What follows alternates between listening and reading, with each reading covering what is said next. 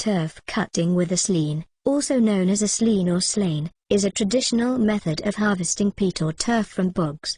Peat, also known as turf, is a type of soil made up of decomposed vegetation that accumulates in waterlogged areas like bogs over thousands of years. The process of turf cutting involves the following steps. 1. Locating a bog. Turf cutting typically takes place in peat bogs, which are wetland areas with a high concentration of decaying plant material.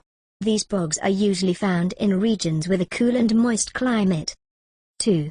Preparing the tools. The main tool used in turf cutting is the slean or slean. A slean is a long, narrow, and sharp spade-like implement with a flat blade. It is traditionally made of wood and iron and is designed to cut through the layers of peat. 3. Cutting the turf. The turf cutter uses the slean to slice through the surface of the bog and cut rectangular blocks or sods of peat. The blocks are then stacked in small pyramids called footing to allow them to dry out. It requires skill and experience to cut the turf evenly and efficiently. 4. Drying the turf. After cutting, the turf needs to dry out before it can be used as fuel. This drying process may take several weeks, and the turf is often turned to ensure even drying. 5. Storing and using the turf. Once the turf is dry, it can be stored for future use as a source of fuel for heating or cooking.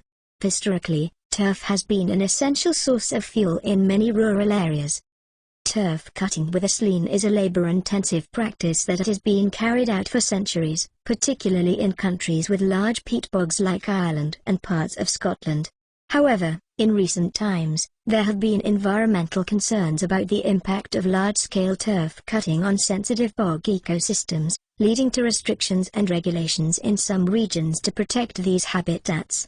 As a result, modern turf cutting methods and alternatives for fuel sources have been explored to balance the cultural tradition with ecological preservation.